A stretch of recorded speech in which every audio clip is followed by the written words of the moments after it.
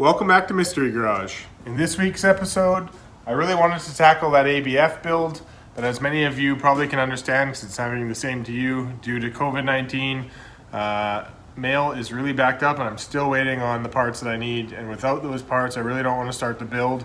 So unfortunately, we're gonna have to let that sit for one more week. However, in today's episode, what I do want to do is get to work on what I showed you last week, this rabbit.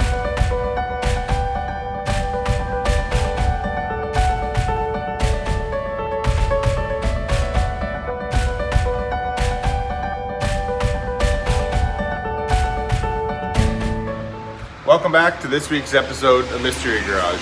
If you're new to the channel, welcome. Thank you very much for watching. I really do appreciate it. Here on this channel, each and every Wednesday, we release an episode where we get to work on projects just like these. So if this is something that interests you, I highly recommend that you subscribe to the channel and do us a favor by supporting this channel by tapping that like button. It really helps the YouTube algorithm get these episodes out in front of even more Volkswagen enthusiasts just like us. So in today's episode, we're gonna hop into this rabbit that was brought to me by a local Volkswagen guy who was interested in having me do some work on his car. This is still very much a project, but this project has some really great bones. I want to do a quick walkthrough of the car before I show you what he's asked me to do for him. So let's take a look.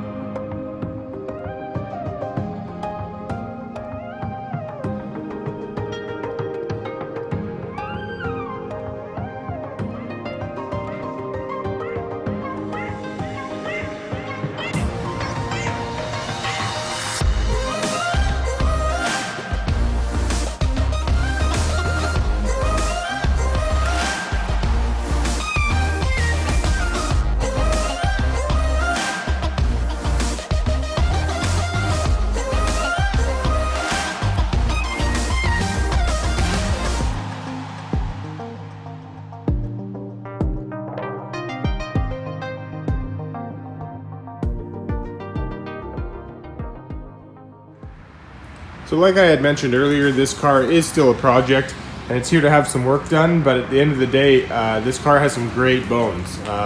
You wouldn't know by looking at it, but this car actually is a later spec American model. I believe it's an 82 or an 83. It's had a front end, European front end conversion with the round headlights. It's had a similar rear tail light conversion as well. And I'll probably cover off how this is done in a future episode, but it's more or less just taking out the taillights and then filling in the inner square that exists on the US models, and then just putting the European taillights there, but we'll leave that for a later date. The car has a Euro spec plastic dash, which is pretty cool. I've actually never owned one of these myself, but I think this is super neat. It has some Mark IV seats, which I've actually never seen that conversion before. He's got some unique way to bolt it in, but nevertheless, these are Mark IV airbagged seats. Obviously the airbags would be deactivated, but they are in there. It has had, now this is where I get into the project part of it, a lot of the little pieces are still unfinished. From what I understand, he has all the pieces to finish it, he just hasn't got around to it. But the entire car has a CE2 wire harness conversion, which is really awesome for a project car like this. So for maybe those of you who aren't aware, and you can find definitions for this more elaborately on the internet, obviously, if you look up Volkswagen CE2 harness. But the importance of this harness makes it for people like us who are doing Volkswagen motor swaps a lot.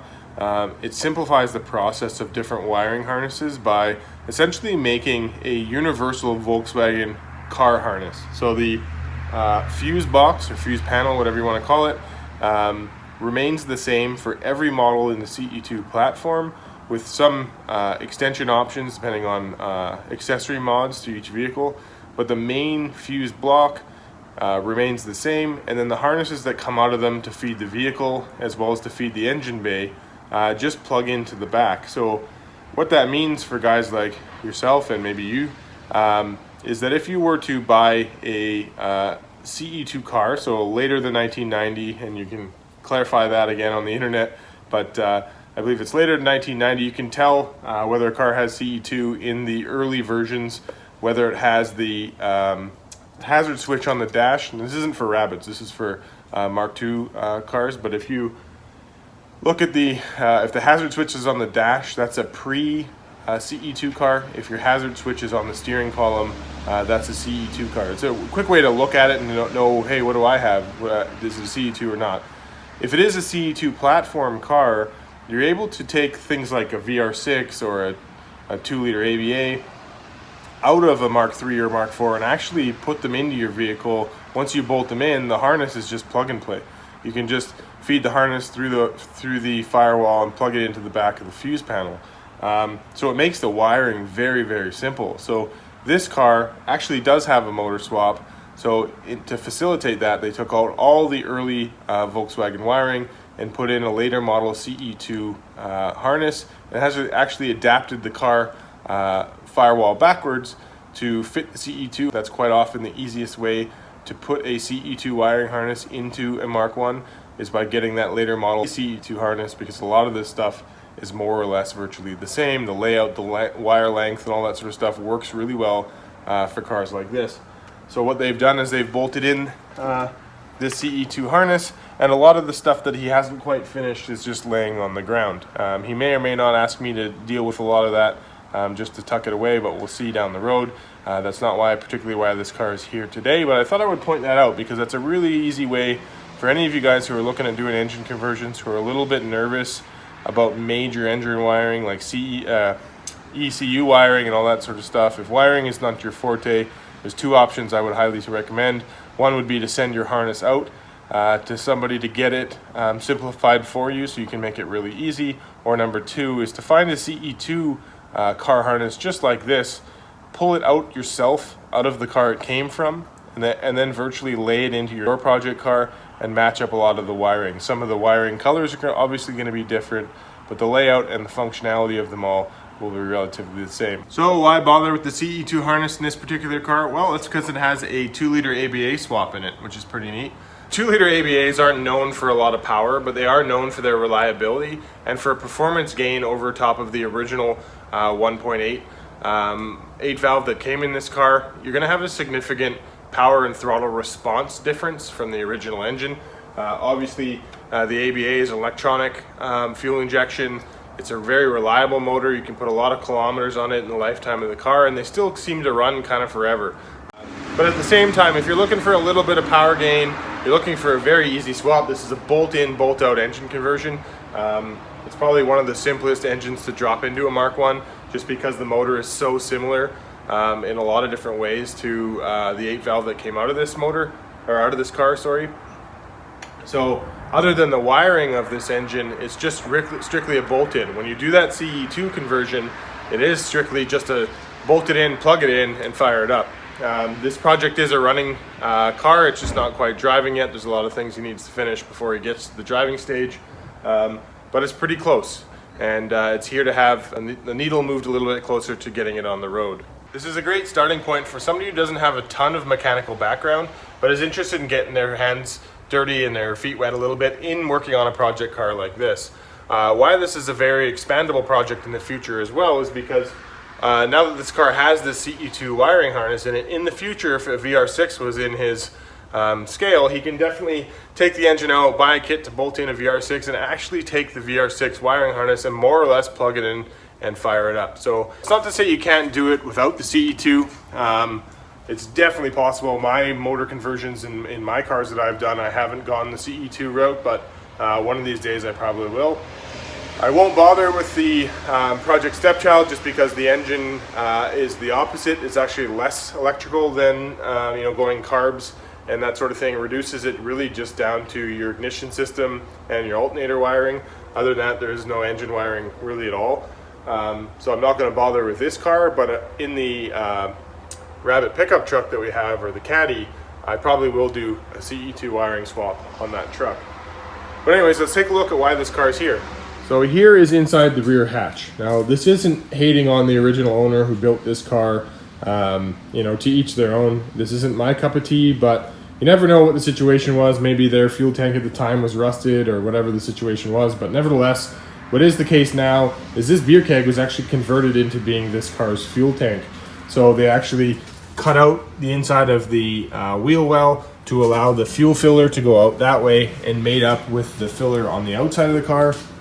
So it fills the fuel tank inside the car, which is this beer keg, and then the hoses go through this floor pan and then up to the front to fuel the ABA. Now, the owner who owns this car now, who brought it to me, said he doesn't like this one bit and he wants me to revert this back to factory.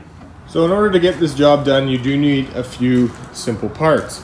You're going to need your filler neck. You're going to need your filler neck to tank hose, which is this. You're going to need some vent piping, which vents the filler neck and as well as the overflow, and vents the tank as well.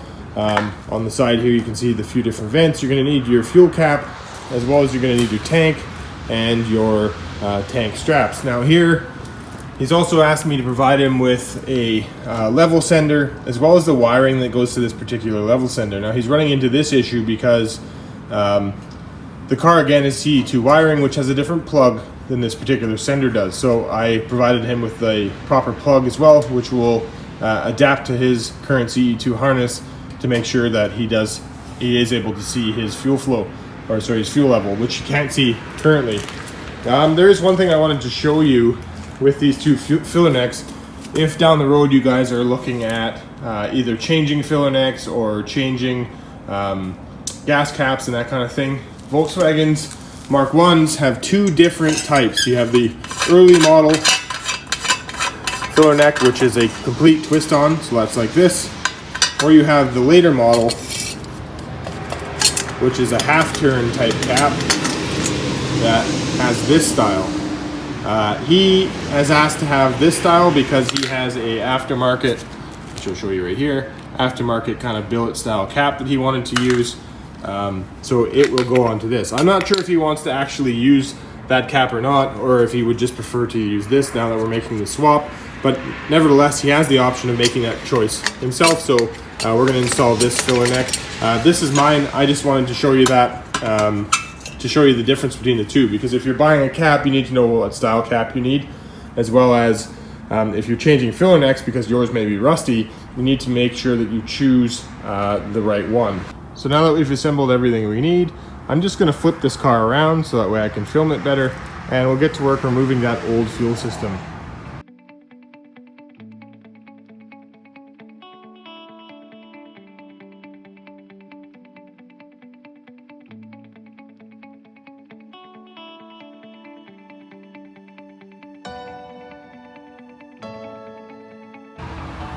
Okay, now that we got the car up on jack stands, there's a couple things I want to point out.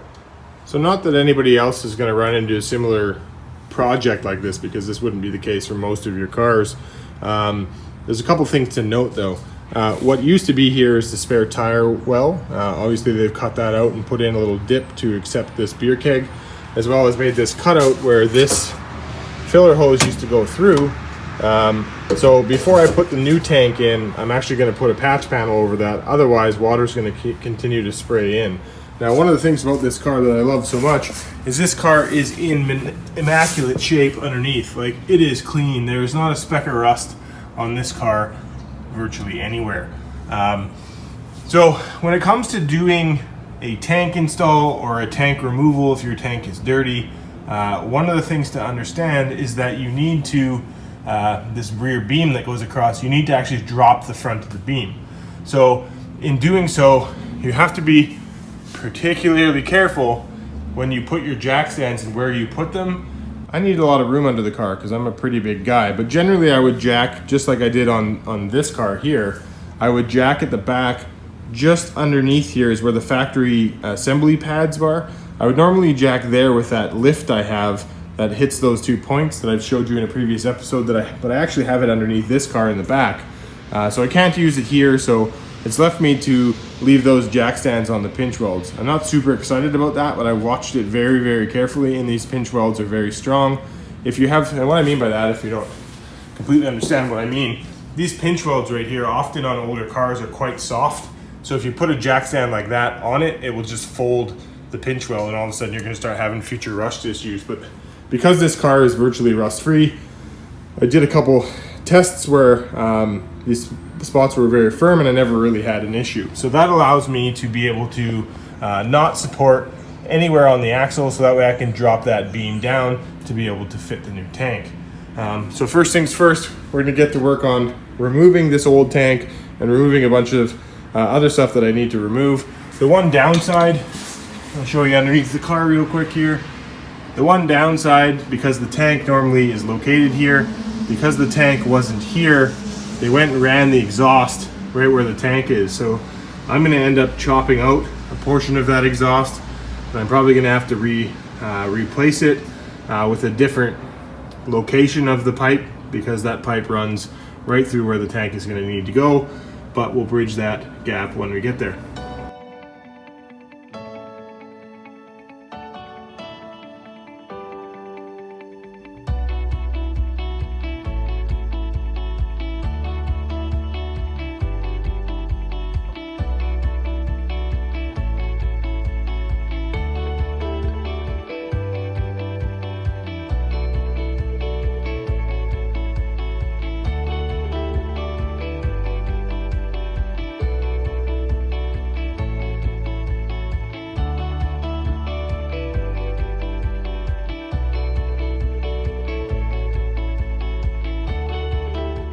Okay, I got everything stripped out. You know, here's why I don't necessarily hate on everybody's creativity. While this may not have been my cup of tea to put a keg in the trunk and use it as a fuel tank, it actually wasn't done that badly. You know, there's some time spent on making sure, you know, it was more or less, you know, although not factory, done fairly correctly. So let's take a walkthrough of what exactly I took off. So first thing I removed off camera was the filler neck. And then I started the episode by showing you guys this fuel tank. So the fuel tank has some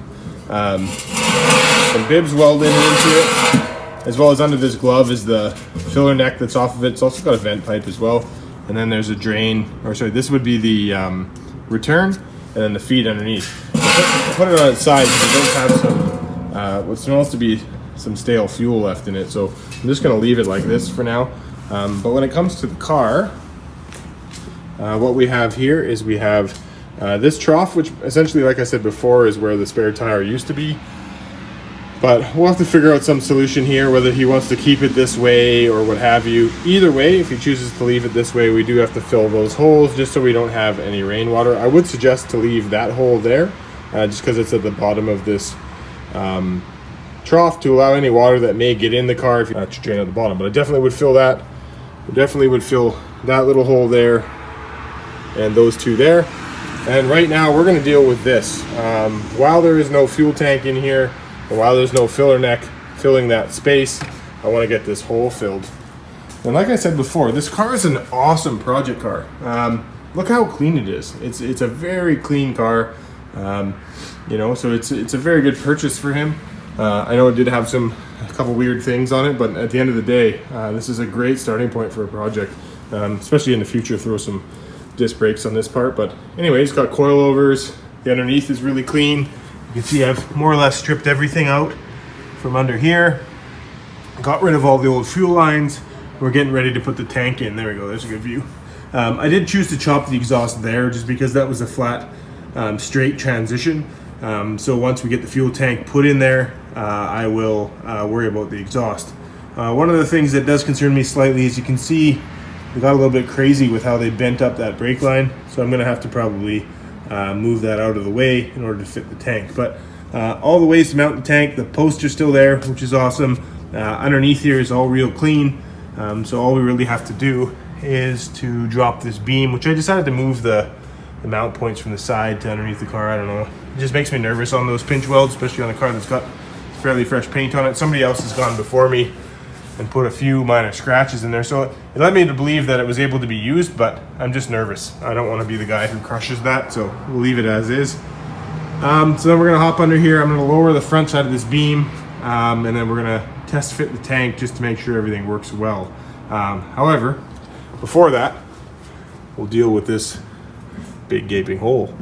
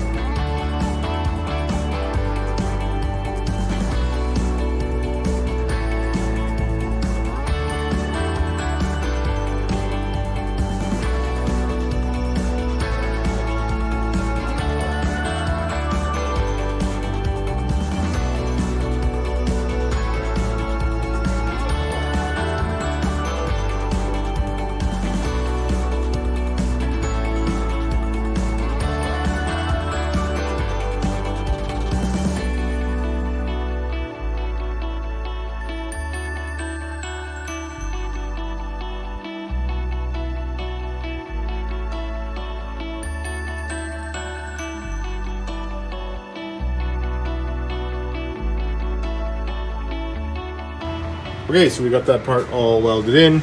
I'm just going to do a cleanup and then I'll paint it, and on the underside, just underside the in the wheel well, I'll do a POR treatment and then undercoat it. In here, just to match the interior, I'll do a flat black paint once all these welds are cleaned up, and it will look basically factory. Okay, here's a quick update where I went. So I painted that up after I cleaned it up. I didn't go crazy on cleaning it up because it, as you can see on this side, they have carpet that covers it over. So if the owner of the car is wanting to make this clean, I'll leave that up to him at this point. But it's nice and sealed up. I went the extra mile and POR'd both sides, so I'll show you. So you can see that. There we are. Both sides are POR'd. So we're going to come back. It's a bit shiny. We're going to come back and undercoat that after, just so it's got that extra layer of coating. I also went ahead and pulled back all the carpet.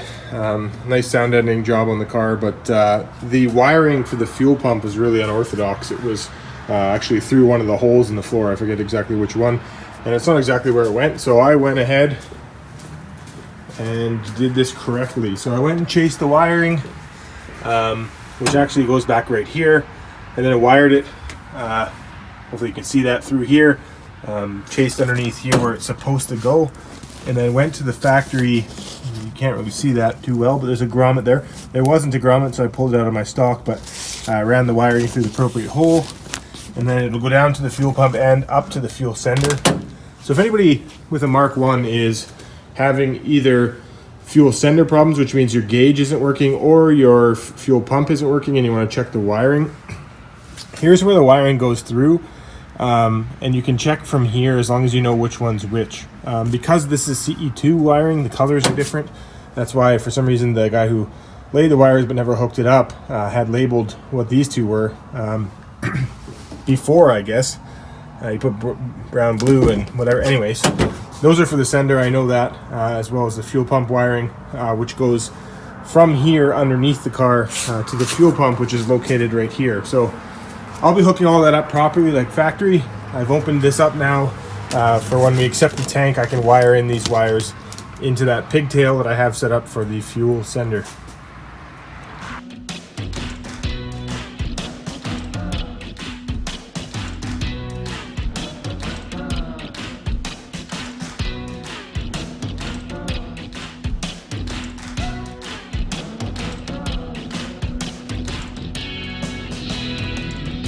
All right, got it in, and the test fit went quite nice.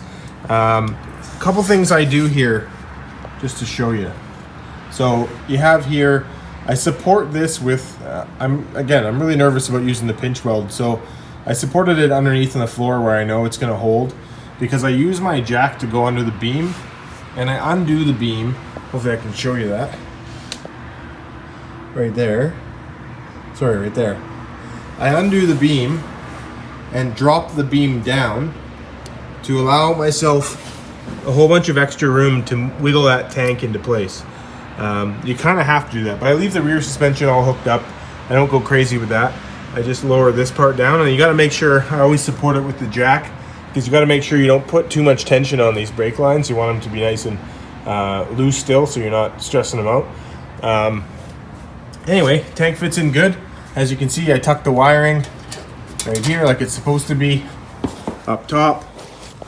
If we look, we'll see now that the fuel sending unit is right here with the pigtail wiring that I put here, as well as the wiring from the car as well. I just want to make sure that this isn't pinched when I go to really test fit this tank, and make sure everything moves real nice to make sure no wiring is, because it would really suck to get this whole tank in and get the wiring all pinched or something, and you got to drop the whole thing all out again.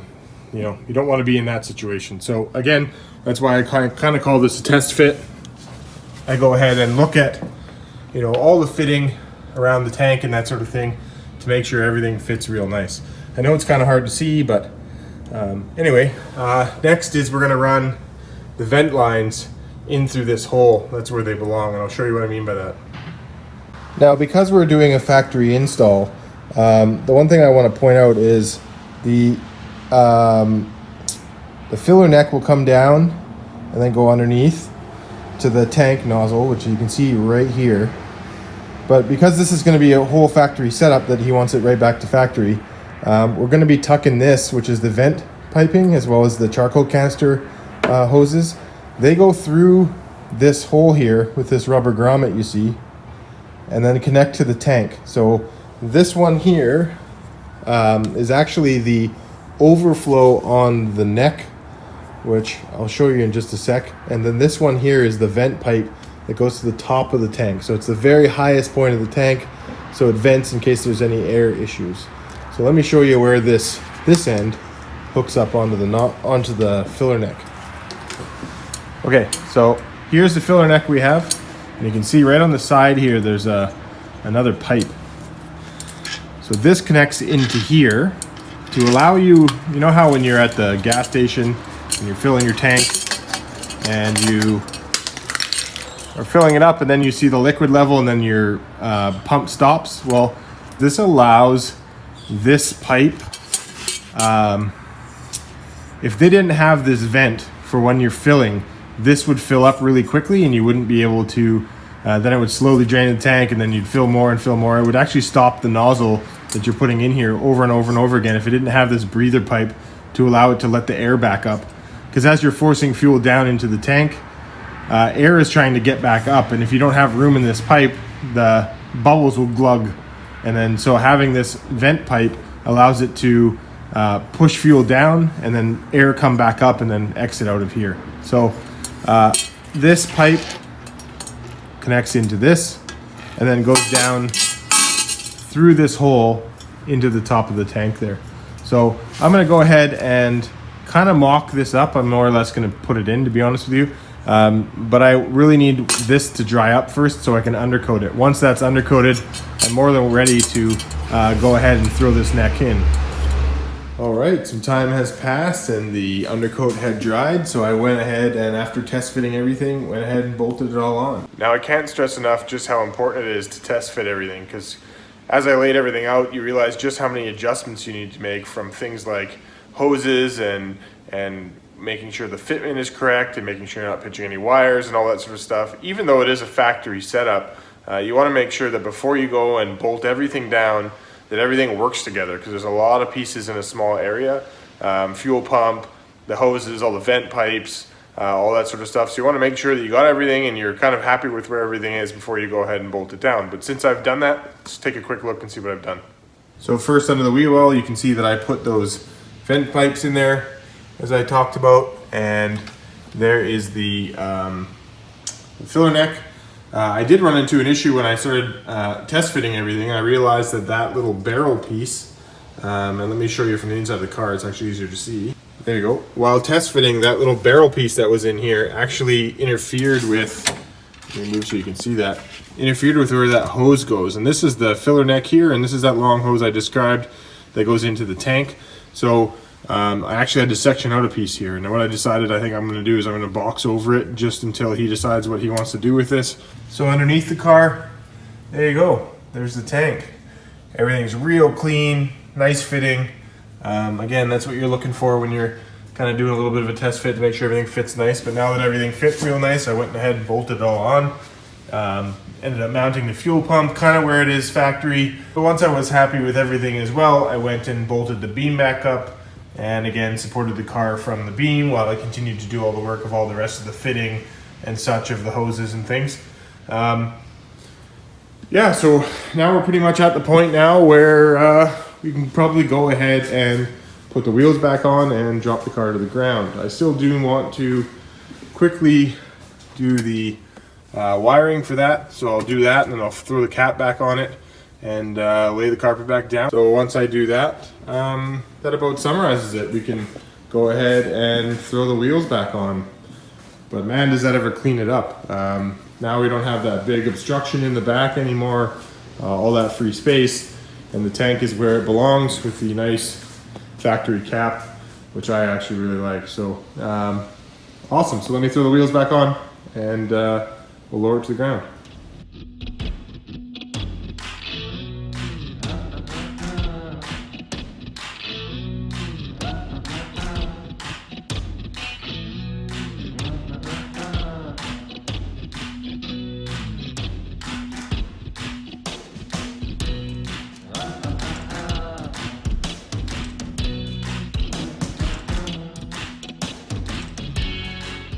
All right, it's back on the ground. I think what we should do now is throw some fresh fuel in it, and even though the exhaust is cut off, I think we should fire it up. Let's get to it. All right, I put some fuel in the tank.